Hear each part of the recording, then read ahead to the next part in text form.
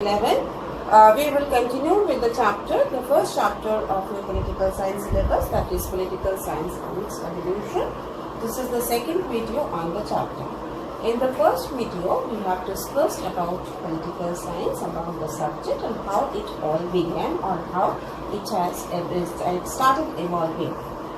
So we have learned that if the subject called political science can be dated back to or can be traced to ancient Greece and Rome, where people were talking about politics or political life of the people.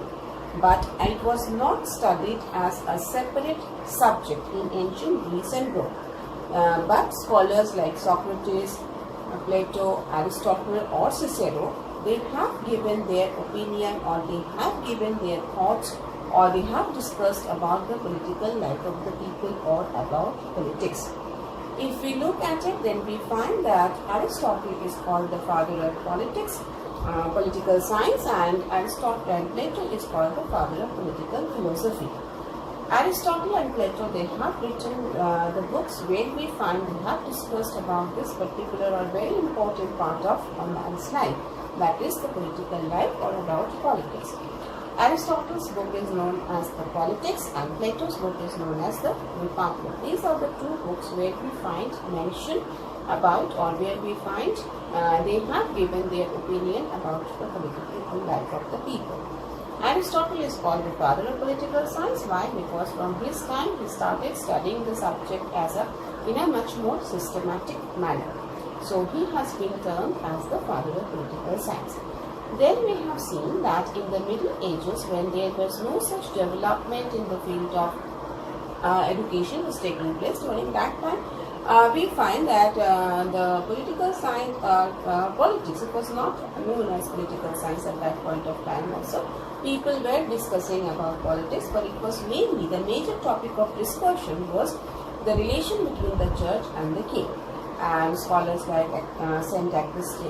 Augustine, St. Aquinas or St. Thomas, they have shared or they have given their opinion on the relation between the church and the king. These opinions or their opinions are also a very important part of political science because they have all contributed in the development of the subject or in the evolution of the subject. Then we have Machiavelli. Machiavelli is considered to be a very important political scholar because he separated politics from religious or from moral issues. So he has given politics a new kind of approach which we don't find in the earlier ages. Then today we will learn about the contractualists. Who are the contractualists? They are a group of scholars. Contractualists are a group of scholars. Because of the theory they have given or because of their opinion, they are termed as the contractualists. Who are these scholars? They are Hobbes, Locke, and Rousseau. These three scholars, they have been termed as the contractualists and they have given some important opinion regarding the or we can say they have given some important theories regarding the origin of the state, because how the state comes into being or how it developed, they have all their theories. Through their theories they have tried to explain that to us. They have given us important concepts which are also very vital for learning political science. So we have Machiavelli, then we have the three scholars who are called contractualists. Through their theories, through their explanations of the origin of the state, they have also contributed in the development of the subject. Next group of scholars are the idealist philosophers. There were another group of scholars who have been termed as idealists. Who are the scholars? Scholars like Kant, Hegel, Green, and others.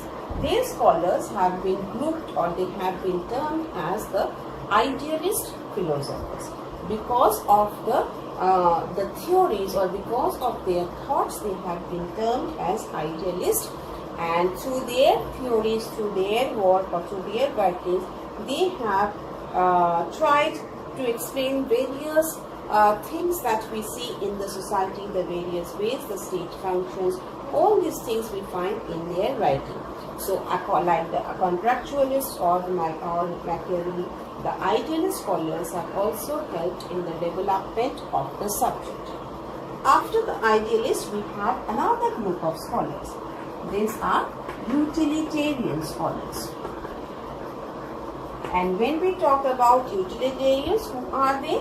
They are Bentham, then we have J.S. Mill, and we have Adam Smith,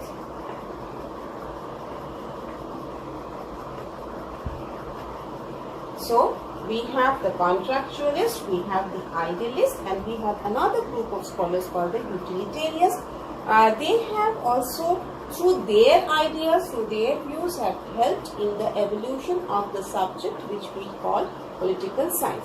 And who are these utilitarians? The scholars like John Stuart Mill, Bentham, Adam Smith. There are other scholars also. These are some of the names of the scholars. So they have also helped in developing the subject. So the various groups of scholars, through their theories, through their analysis, suggestions, writings, they have helped in the evolution of a subject called political science, which began in ancient Greece and Rome. The beginning was there, and over the years, through the works of the different groups of philosophers, or through the different philosophers or scholars, it has developed into the modern subject called political science, which you are going to study. Next, we find that there were, after the idealists and the utilitarian scholars, we have the scholars who are termed as socialism, or we have a new theory or a new group of ideas which is known as socialism. So, like the scholars, this is another important part of political science, where we are studying about a concept, about an idea or a doctrine we can call, which is known as socialism. There were various scholars who were who were preaching this idea of socialism, who were teaching the people, or who were trying to popularize the idea of socialism among the people. Now, there were scholars, we will learn the name of some of the scholars like Karl Marx, Lenin, Stalin. These are some of the scholars who are termed as the socialist philosophers. So they have their own point of view. Each group of scholars, they have given their own opinion. And this group of scholars, and the concept they have given is known as socialism. Karl Marx and Friedrich Engels, they have given their own views on socialism, which is known as Marxism. There are also people like Lenin, Stalin, who have talked about the concept called socialism. Socialism is also an important part of political science, or if we are studying, or when we are studying political science, we have to study about this particular group, or about this particular doctrine that is there in political science. So for today we keep up to this much, up to socialism. We have learnt about the various groups of scholars who have helped, and also now we will learn about the new theories of the doctrine. The first one you have learned, that is socialism, and about the names of the socialist scholars also you have learned. So they have, all these scholars, through their writings, through their doctrines, through their theories, they have helped in evolving the subject of political science. So that is all for today. In our next video, we will continue with the chapter. Thank you.